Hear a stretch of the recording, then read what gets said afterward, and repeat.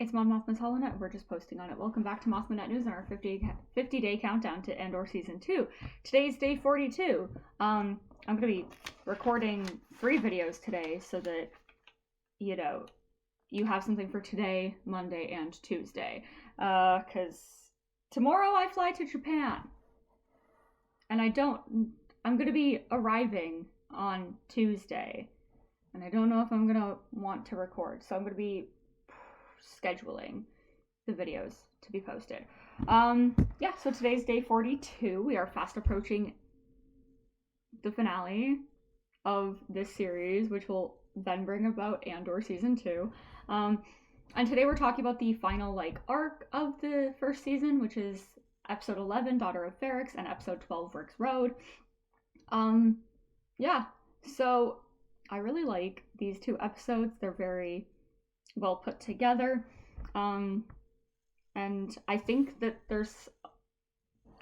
one of the important things about these 2 episodes is the role of motherhood that we see, and how the different mothers that we've met in Andor impact and affect their children in these 2 episodes. So we have Edie Karn, who is, oh wow, I'm being woken up in the middle of the night by a call from somebody that you used to work with, and now there's a little bit more insight into what happened there, right? And ultimately Cyril's like, well, I have to go to Ferrix, and so he takes money from his mother to go to Ferrix, right? And I think because there is a lot of overlap between overly strict parents and their child lashing out and misbehaving and doing things like that. And I wouldn't necessarily say oh, Cyril is a thief, because I don't think that is very fair to say of him. He thinks that he's doing it for the greater good. It's more of a act now, ask for permission later sort of thing. Sorry, I just had a tissue box basically fall over and ruin half my organization. It's fine. Yeah, and so we have that side, right? The still slightly disapproving mother of oh wow, okay, I get it now. And then we have, on another hand, Marva Andor, who dies, so we don't really see her much in the role of mother in these episodes, but we still see the impact that her child rearing had on Cassian, and the impact that she also had as a daughter of Ferrix, but as a community leader as well. And Cassian's coming back to Ferrix, finding out that his mom is gone, and he never really got to say goodbye to her, and so he's grappling with that. And Brasso's he's like, hey, Marva said, tell him that I love him, that it's everything's it's all okay, it's all gonna be okay. And that to me is kind of the opposite end of the spectrum. I'm not saying that Marva's a permissive parent or anything. She definitely was kinder with Cassian than Edie is with Cyril, but it's one of those things that she just kind of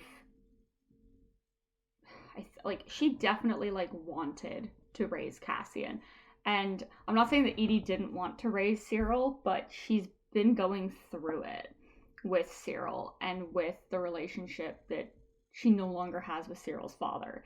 And then on the other, third side of this, we have Mon Mothma, who's watching her daughter embrace tradition that she herself, we see kind of shun. And, and she kind of was in the position in the previous arc where she's just yeah, I don't want to do this, right? But now we see her kind of be like, what's up with that? And like Vel calls it out, and Mon's like kind of just like stood there like watching all of this happen, and it just doesn't.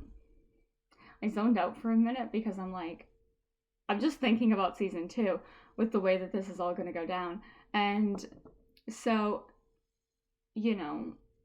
dealing with that, she knows that if she tries to stop her daughter from doing it, she's only going to lean into it more, because that is what Lita has kind of been shown to do. And so with that as well, it's not easy for Mon. She probably has like the hardest job of all 3 of these mothers, because, again, her child isn't an adult yet. And so she's having to deal with like this teenage rebellion. And like, yeah, like Cyril like taking the money from his mom could be considered like an active like teenage rebellion, but he's also a grown man.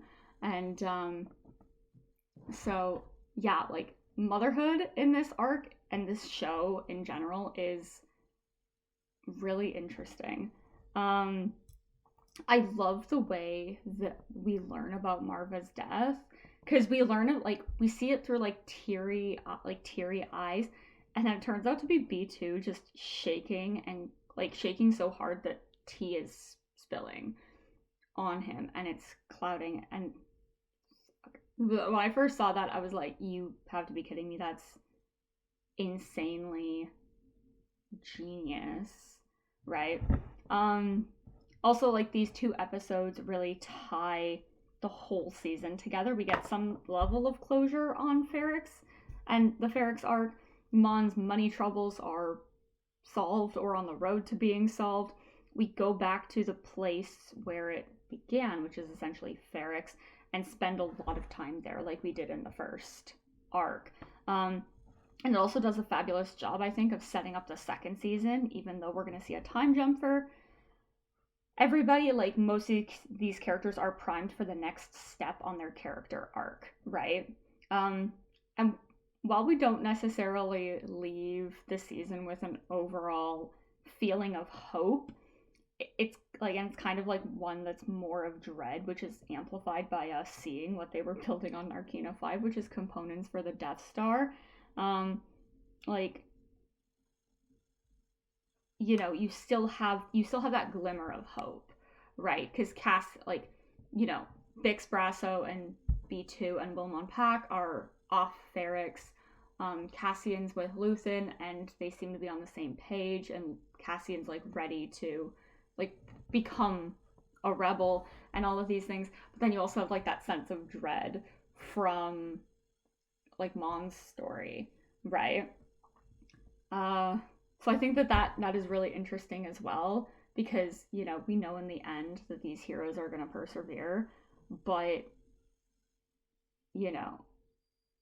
we have to like kind of grasp onto those little pieces of hope that we have, even though we know how it's all going to end, right?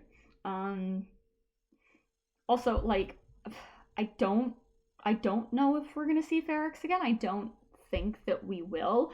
And if we do, like, it's going to be vastly different because of the way that the post-Aldhani imperial legislation is. Because,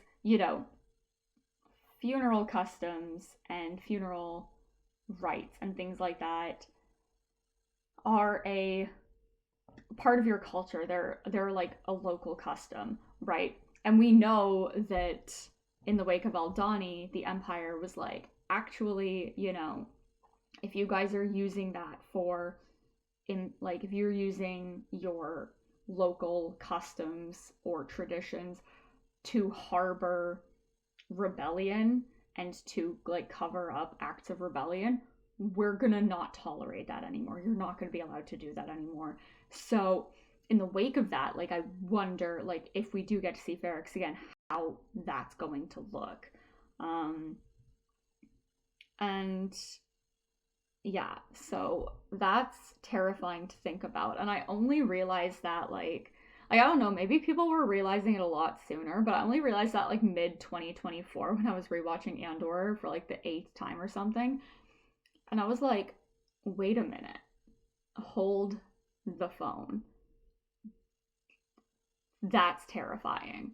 Um, Especially because like you also look at it from the position of, oh yeah, I mean, Lita's wedding. Cool. Like I kind of figured it out with Lita's wedding and the funeral on Ferrix around the same time because I was thinking a lot about like, oh, Lita's 100% getting married in season 2, and I'm like, is it going to be like, is there going to be like some form of like rebel activity happening? I'm like, well then like, the Empire would clamp down on Chandrilla, and I'm like, oh no, right? Uh the one and only thing from the first arc that we don't kind of go back to in a way is Cassian's sister, right? Like we get closure on most of the like some form of closure, or we know the next step for the people of Ferrix. Um,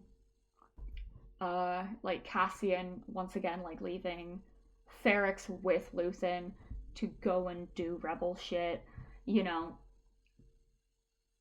Uh, with Cyril, like in the first arc, like he disgraced because of Ferrix, and he sees Ferrix now as like a place where he can redeem himself.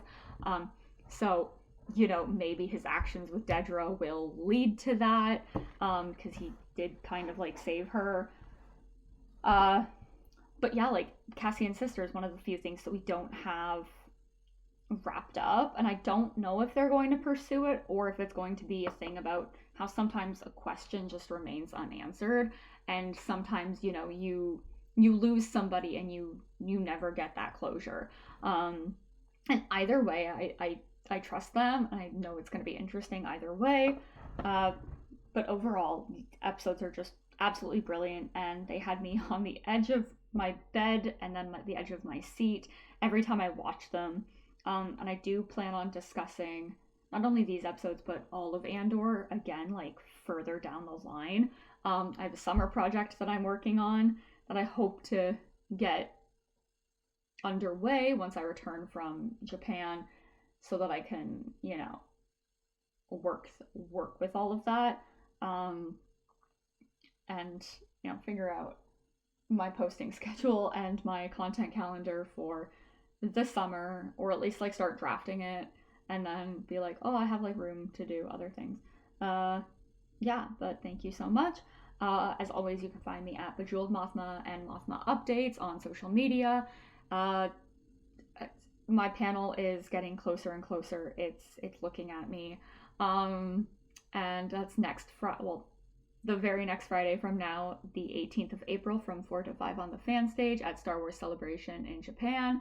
I hope that you can make it. If not, it will be recorded and posted to YouTube. If you can make it, I have friendship bracelets and stickers to give out, so do come and get those. And yeah, thank you, and may the Force be with you.